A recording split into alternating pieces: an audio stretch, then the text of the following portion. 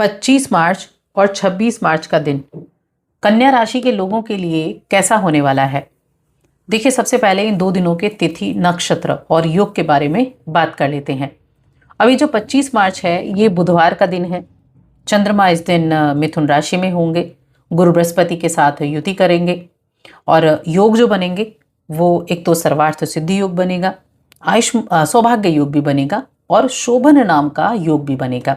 साथ में गजकेसरी योग भी बना हुआ है गुरु और चंद्रमा की युति से। अभी जो योग होता है ना, ये धन की आवक को बढ़ाने वाला योग कहा गया है। और नवरात्र के दिन चल ही रहे हैं, 7वां नवरात्र है, तो बड़ा ही उत्तम ये दिन है। 26 मार्च ये गुरुवार का दिन, चंद्रमा मिथुन राशि में ही है गुरु बृहस्पति के साथ। और जो योग बनेंगे, एक तो सर्वार्थ सिद्धि योग बनेगा, दूसरा शोभन नाम का योग भी बनेगा। और ये अष्टमी तिथि है, यानी कि ये दुर्गा अष्टमी का दिन है। तो बहुत अच्छे ये दोनों दिन हैं। अब इन 2 दिनों का किस तरह से इन योगों का प्रभाव आपके ऊपर रहेगा, चलिए जानते हैं। तो दोनों दिन की मैं एक साथ बात करूंगी। ये राशिफल चंद्र राशि पर आधारित है। चंद्रमा दोनों दिन मिथुन राशि में गुरु के साथ बैठे हुए हैं। अब देखिए, इन 2 दिनों में अगर देखा जाए तो ये जो मिथुन राशि में चंद्रमा की स्थिति है, ये आपको पॉजिटिविटी देने का काम करेगी। जो पीछे आपकी कुछ समस्याएं थी, उन समस्याओं का बेहतर समाधान आपको मिल सकता है। चाहे समस्या किसी भी तरह की हो, आपकी पर्सनल लाइफ की कुछ प्रॉब्लम हो तो उनको आप सुलझा पाएंगे। और अगर आपके करियर में किसी तरह की कुछ प्रॉब्लम चल रही थी तो उस करियर संबंधित प्रॉब्लम को भी आप सुलझा पाएंगे। यानी आपकी समस्याओं का समाधान होगा और आपके मन को शांति मिलेगी।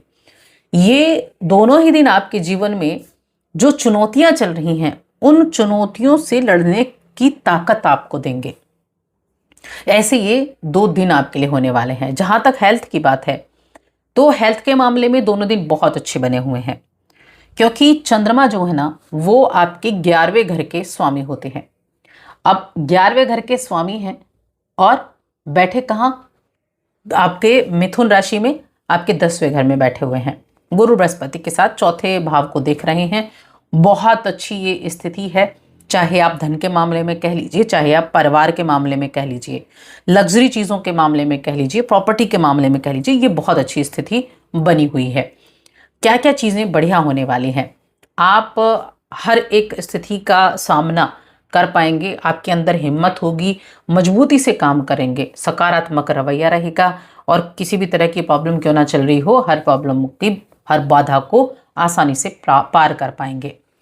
आप इस दौरान आर्थिक रूप से अगर देखा जाए तो अगर कुछ दिक्कतें आपको चल रही थी फाइनेंशियली रूप से, तो उन प्रॉब्लम्स को भी सॉल्व करते हुए आप दिखाई देंगे। यानी चीज़ों को ऑब्जर्व करेंगे, उन पर काम करेंगे। किसी महत्वपूर्ण योजना से आपको लाभ की उम्मीदें बनी हुई हैं। आपके साथ ही उच्च अधिकारी आपके काम की प्रशंसा करेंगे। जो भी कार्य आप कर रहे हैं, देखिए, अपना 100% देने की कोशिश आप करते हैं। अपने काम को बखूबी करना आप जानते हैं। तो आपके जो आपने काम किया है, उस काम की आपकी प्रशंसा होने वाली है।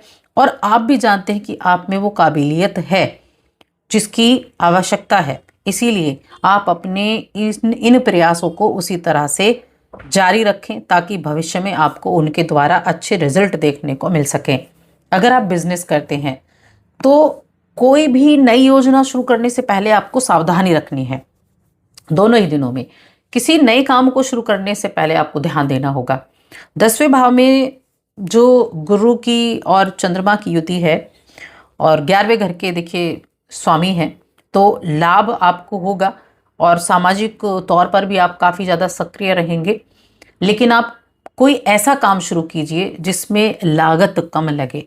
मेहनत बेशक ज़्यादा हो लेकिन लागत कम लगे। अच्छे निवेशकों के साथ काम शुरू करने के लिए कुछ दिन आप रुक जाइए, थोड़ा सा आप वेट कीजिए, तब जाकर आप ऐसा कार्य कर सकते हैं। अगर मन में दुविधा चल रही है ना किसी भी तरह की, तो उस दुविधा पर आपको ध्यान देना होगा कि वो दुविधा क्यों चल रही है, उस दुविधा को कैसे आप दूर कर सकते हैं।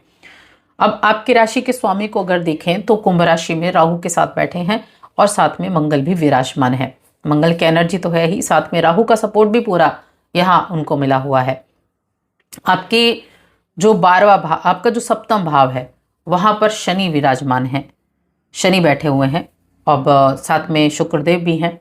तो कुछ खर्चे भी आपके दिखाई दे रहे हैं, कुछ खर्चा भी करेंगे, घर परिवार से जुड़ी हुई चीज़ें कुछ घर में लाने का काम आप कर सकते हैं, कुछ घर के लिए खरीदारी आप कर सकते हैं, तो खर्चा भी बनता हुआ दिखाई दे रहा है।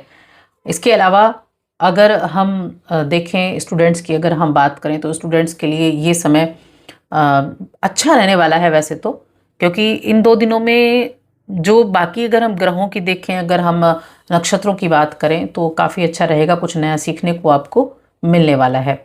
बस थोड़ा सा अपने ऊपर आपको कंट्रोल करना होगा, बेकार की चीज़ों में समय का नहीं बिताना है। अब करियर के मामले में ही आप हो सकता है किसी सेमिनार वगैरह में आपको जाने का मौका मिल जाए, या फिर कुछ ऐसी चीज़ों में, ऐसी जगह आपको सम्मिलित होने का मौका मिल जाए जहाँ कुछ नया सीखने को मिले। तो देखिए, कभी भी ना कुछ भी नया सीखने से घबराएं नहीं, क्योंकि एक बार में ना सही तो 2 बार में, 3 बार में, लेकिन आप सीख जरूर सकते हैं। मौज मस्ती के लिए दोनों दिन अच्छे हैं। घूमना फिरना आपके लिए काफ़ी संतोषजनक रहेगा, आपको पॉजिटिव वाइब्स देने वाला रहेगा। अब रिश्तों की बात करें तो एक तो पारिवारिक जीवन आपका बहुत अच्छा है, आप परिवार के साथ बड़ा अच्छा समय बिताने वाले हैं। वही प्रेम जीवन के मामले में भी काफ़ी उत्तम ये समय रहेगा, रोमांचक दिन रहेगा। और वैवाहिक जीवन के लिए भी ये विशेष दिनों में से एक हो सकता है। अपनों के साथ वक्त बिताएं, अपनों के साथ वक्त बिताने में काफ़ी आपको पॉजिटिव फीलिंग्स आने वाली हैं। कुछ जो कड़वी बातें आप पहले घर वालों से या किसी से आपने बोली थी, तो उन पर भी आपका ध्यान रहेगा। अब मन में कहीं ना कहीं ये रहेगा कि कुछ भी कहने से पहले एक बार सोच लेना है। आप समझते हैं कि आपकी वाणी के जरिए अगर किसी को कुछ प्रॉब्लम है, कुछ नुकसान है, तो आपको भी ऐसा ही फील होता होगा। तो इसलिए आपको व्यवहार पर थोड़ा कंट्रोल करना है, शांत रहकर अपने व्यवहार पर भी ध्यान रखना है, ताकि किसी भी चीज़ को आप बिगाड़ ना पाए, किसी भी चीज़ पर आपका कंट्रोल रहे। अब हम बात करते हैं ये दुर्गाष्टमी के दिन की। 26 मार्च को दुर्गाष्टमी का दिन है, और दुर्गाष्टमी का दिन बड़ी धूमधाम से मनाया जाता है। अब देखिए, अगर आपके यहाँ अष्टमी पूजन होता है तो ये दिन दुर्गा आराधना, कंजकों को बिठाकर खाना खिलाना उसका दिन है। तो पूरे विधि विधान के साथ 9 साल से छोटी कन्याओं को भोजन कराएं, उनका आशीर्वाद लें, क्योंकि इन कन्याओं में माँ दुर्गा का वास कहा गया है। जो आप सच्चे मन से मानते हैं तो वो चीज़ें होती हैं, क्योंकि चीज़ें मानने से ही होती हैं। तो उनका आशीर्वाद भी प्राप्त करें, उनको भोजन कराएं, कुछ ना कुछ उनको उपहार स्वरूप ज़रूर दें, और उनके आशीर्वाद से सारी चीज़ें आपके लिए अच्छी होने वाली हैं। तो इन 2 दिनों में जो बने योग है ना, ये और साथ में जो ये भी नव दुर्गा के दिन चल रहे हैं, ये धन के मामले में, आपकी आर्थिक स्थिति को स्ट्रॉन्ग करने के मामले में बहुत अच्छे हैं। तो अच्छे से इन 2 दिनों को एंजॉय करें। जय माता दी।